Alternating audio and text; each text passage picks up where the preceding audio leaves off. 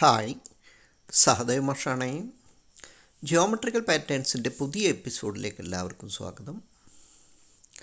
ഇത്തവണ ഹൈസ്കൂൾ കുട്ടികൾക്ക് ഉപകാരപ്പെടുന്ന, അവരുടെ ടീച്ചേഴ്സിന് ഉപകാരപ്പെടുന്ന, അതുപോലെ രക്ഷിതാക്കൾക്കും ചെയ്തു നോക്കാവുന്ന ഒരു ടീച്ചിങ് എയ്ഡാണ്, ഒരു പഠനോപകരണം. കുട്ടികൾക്ക് പഠനോപകരണമായിട്ടും ടീച്ചേഴ്സിന് ടീച്ചിങ് എയ്ഡായിട്ടും ഉപയോഗിക്കാൻ പറ്റുന്ന നല്ലൊരു മോഡലാണ്. എങ്ങനെയാണ് a+b²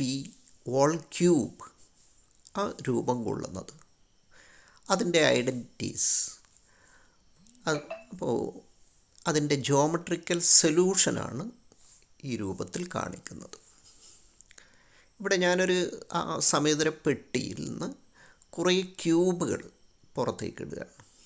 കുറേ ക്യൂബോയിഡുകളും, അത് ക്യൂബുകളും ഉണ്ട്, അതുപോലെ സമേതരക്കട്ടകളുമുണ്ട്, ചതുരക്കട്ടകളും രണ്ട് തരത്തിലുള്ളതുമുണ്ട്.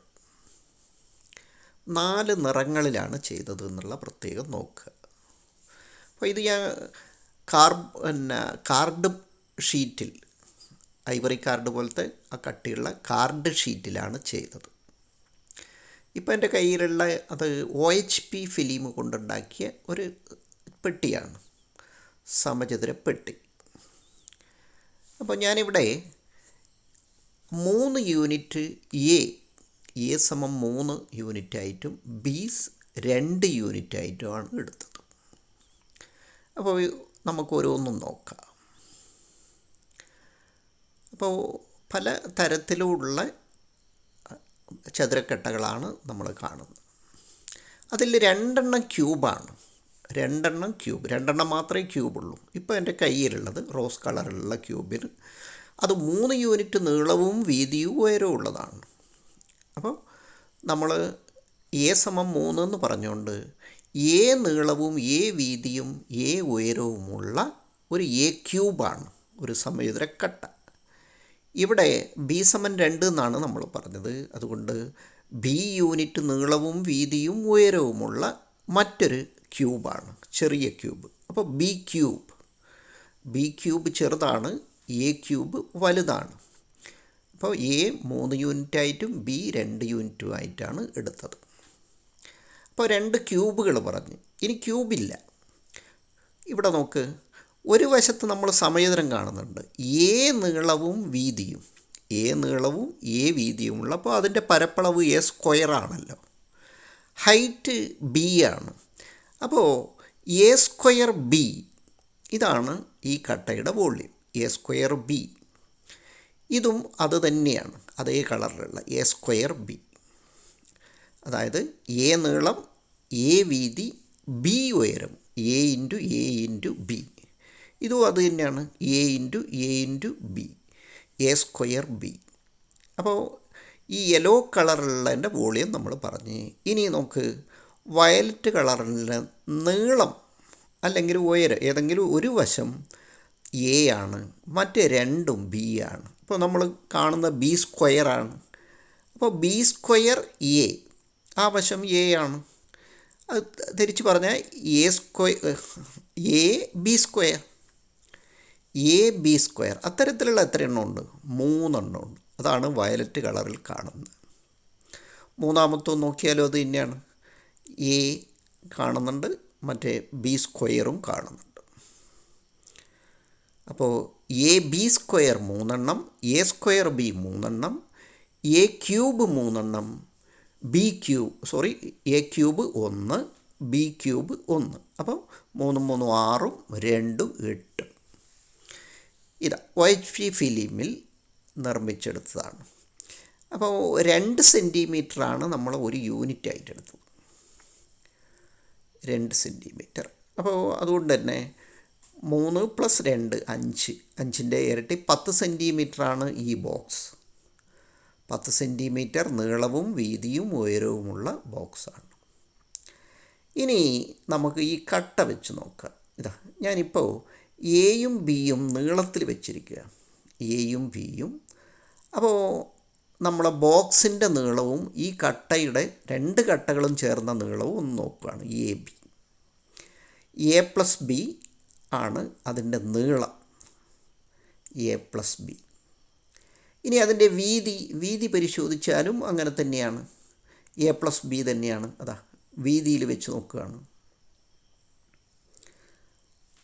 a+b തന്നെയാണ്. അപ്പോൾ നീളവും വീതിയും a+b തന്നെയാണ്. ഇനി ആ പെട്ടിയുടെ ഉയരമാണ് പരിശോധിക്കേണ്ടത്. ഉയരം ഒന്ന് പരിശോധിക്കാം. എന്താ a+b അത് ഉയരത്തിൽ വെച്ചപ്പോൾ എന്താ കറക്റ്റായിട്ട് ആ പെട്ടിയുടെ വക്കത്താണ് വരുന്നത്. എന്ന് വെച്ചാൽ നമ്മൾ ആ ട്രാൻസ്പെറൻ്റ് ആയിട്ടുള്ള ബോക്സ് a+b നീളവും a+b വീതിയും a+b ഉയരവുമുള്ള ഒരു സമചതുരപ്പെട്ടിയാണ്. അത് ആ രൂപത്തിൽ തന്നെ വരച്ച് വെച്ചതാണ്. OHP പെന്ന് കൊണ്ടാണ്, പെർമനൻ്റ് മാർക്കർ കൊണ്ട് വരച്ചാൽ മാത്രമേ അങ്ങനെ നിൽക്കൂ. ഇനി നമ്മൾ ആ പെട്ടി ഫില്ല് ചെയ്യാനുള്ള ശ്രമമാണ്. നോക്ക്, ഇപ്പോൾ ഞാൻ എടുത്തിരിക്കുന്നത് a³ ആണ്. അതായത് 3 യൂണിറ്റ് നീളവും വീതിയും ഉയരവും ഉള്ള a³. അതൊരു മൂലയിൽ വെച്ച് കൃത്യമായിട്ട് നമുക്ക് കാണാം. ഇനി അതിൻ്റെ നീളം b യൂണിറ്റ് വർദ്ധിപ്പിക്കുകയാണ്. നീളത്തിൽ b കൂടെ ചേർത്ത് വെക്കുകയാണ്.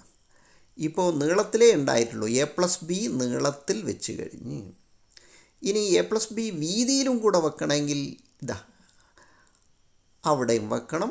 ഒപ്പം അവിടെ ഒരു ഗ്യാപ്പ് നമ്മൾ കൃത്യമായിട്ട് കാണുന്നുണ്ട്. കൃത്യമായിട്ട് കാണാം, ഉയരത്തിലാണ് അവിടെ വേണ്ടത്. അതേസമയം മേലെ നിന്ന് നോക്കുമ്പോൾ നമുക്ക് b² ആണ് കാണുന്നത്. അപ്പോൾ ആ വയലറ്റ് കളർ അതവിടെ കൃത്യമായിട്ട് ഇറങ്ങി നിൽക്കും. നമുക്കൊന്ന് നോക്കാം. ഇതാ, അപ്പോൾ ഒരു ലെയർ കംപ്ലീറ്റായി. a+b വീതിയിലും a+b നീളത്തിലും വന്നു കഴിഞ്ഞ് ചുറ്റും നോക്കിയാൽ എല്ലാം a+b ആയിട്ടാണ് കാണുന്നത്. പക്ഷേ ഇവിടെ നീളത്തിലും വീതിയിലും മാത്രമേ വന്നിട്ടുള്ളൂ, ഉയരത്തിൽ വന്നിട്ടില്ല. ഉയരത്തിലും കൂടി വന്നു കഴിഞ്ഞാൽ മാത്രമേ a+b³ ആവൂ. അപ്പോൾ ഉയരത്തിലും നമ്മൾ വെക്കണം. ഇതാ ആ എൻ്റെ മേലെ b കയറ്റി വെച്ചതാണ്. അപ്പോൾ അവിടെ ഉയരത്തിൽ അവിടെ മാത്രം a+b വന്നു. അവിടെ കൃത്യമായിട്ട് ab² പറ്റിയ 2 ഗ്യാപ്പുണ്ട്. അതാ ഒരു ഗ്യാപ്പ്, അതാണ് എന്ന് വെച്ചാൽ ab². ഇവിടെ യെസ്. ഇനി അവിടെ ഒരു ഗ്യാപ്പുള്ളത് ഒരു ക്യൂബിന് കണക്കായിട്ടുള്ളത്. നോക്ക്, b യൂണിറ്റ് നീളവും വീതിയും ഉയരവും ഉള്ള ഒരു ഗ്യാപ്പാണത്. അപ്പോൾ അതിന് നമ്മൾ ആ ഓറഞ്ച്, യെസ്, ആ ക്യൂബ് ബീൻ്റെ ക്യൂബാണത്. കൃത്യമായിട്ട് ആ പെട്ടി ഫില്ല് ചെയ്ത് കഴിഞ്ഞു. അപ്പോൾ ഇതാണ് a+b³ എന്ന് വെച്ചാൽ a+b നീളവും a+b വീതിയും a+b ഉയരവുമുള്ള ഒരു സമചതുരക്കട്ട. ഇതിൻ്റെ വേറൊരു പ്രത്യേകത കണ്ടോ, നമ്മൾ പഠിച്ച് a+b² ആണ് ഓരോ ഭാഗത്തും. 6 ഭാഗത്തും നമുക്കിത് കാണാം. a² + 2ab + b² ഓരോ ഭാഗത്തും കാണാം. ഇവിടെ ഇതാ a² മഞ്ഞ, 2ab 2ab ആ വയലറ്റ് കളറിലുള്ളത്, പിന്നെ b². അപ്പോൾ അത് 6 ഭാഗത്ത് നോക്കിയാലും ഈ രൂപത്തിൽ കാണാമെന്നുള്ളതാണ്. ഇതാ ഈ ഭാഗത്തും നോക്കാം, ഏത് ഭാഗത്ത് നോക്കിയാലും നമുക്ക് a+b² ആയിട്ടാണ് കാണുക.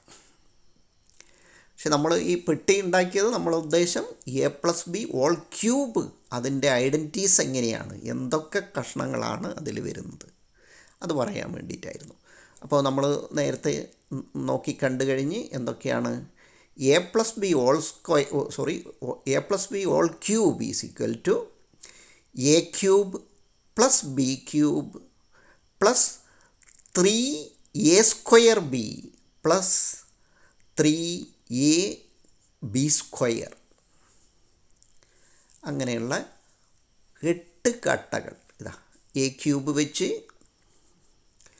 ഇനി ഇതാ ഒരു a² b വെച്ച് രണ്ടാമതൊരു a² bയും കൂടെ അവിടെ വെക്കുകയാണ്.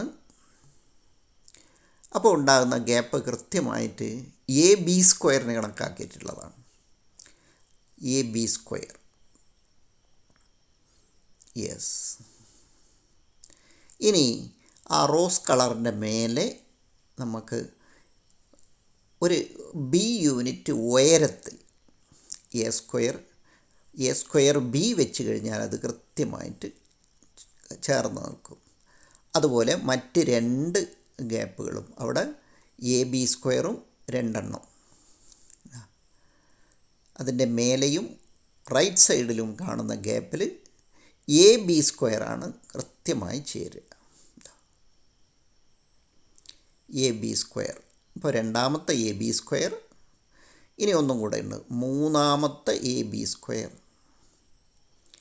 A into b into B.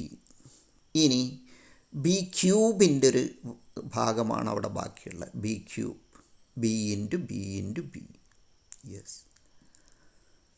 അപ്പോൾ a plus b whole cube is equal to a cube plus b cube plus 3 a square b plus 3 a b square ആവുന്നത് എങ്ങനെയാണ്? ആ 8 ചതുരക്കട്ടകളും നമുക്ക് കൃത്യമായിട്ട് കാണാൻ പറ്റും.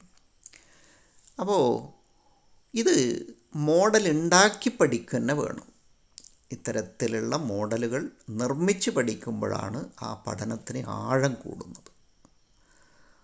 അപ്പോൾ അത് ഗ്രൂപ്പായിട്ടോ ഇൻഡിവിജ്വലായിട്ടോ, ഇനി വീട്ടിൽ നിന്നാണെങ്കിൽ രക്ഷിതാവിൻ്റെ സഹായത്തോടു കൂടിയോ ക്ലാസ് റൂമിൽ നിന്നാണെങ്കിൽ ടീച്ചേഴ്സിൻ്റെ സഹായത്തോടു കൂടിയോ ഇത്തരത്തിലുള്ള മോഡലുകൾ ഉണ്ടാക്കി അതിൻ്റെ പ്രത്യേകതകളെല്ലാം മനസ്സിലാക്കി ഏതൊക്കെ കഷ്ണങ്ങൾ എങ്ങനെയൊക്കെ വരുന്നതെന്ന് മനസ്സിലാക്കുമ്പോഴാണ് ആ പഠനം കൃത്യമായിട്ട് ആഴത്തിലെത്തുന്നത്. ഇല്ലെങ്കിൽ അത് മേൽഭാഗത്തോട് ആവശ്യം കഴിഞ്ഞാൽ അങ്ങ് മറന്നു പോകും. പരീക്ഷ കഴിഞ്ഞാൽ മറന്നു പോകുന്നത് അതുകൊണ്ടാണ്. ഇത് എക്കാലത്തും കൂടെ ഉണ്ടാവാൻ വേണ്ടിയിട്ടാണ് ഈ രൂപത്തിൽ പഠിക്കുന്നത്. യെസ്. അപ്പോൾ വീഡിയോ ഇഷ്ടമായാൽ ലൈക്ക് ചെയ്യാനും കമൻറ്റ് ചെയ്യാനും ഷെയർ ചെയ്യാനും ഒന്നും മറക്കരുത്. പുതിയ കൂട്ടുകാർ തീർച്ചയായും സബ്സ്ക്രൈബ് ചെയ്യാനും മറന്നു പോകരുത്. ഓക്കെ. അടുത്ത വീഡിയോയിൽ നമുക്ക് വീണ്ടും കാണാം.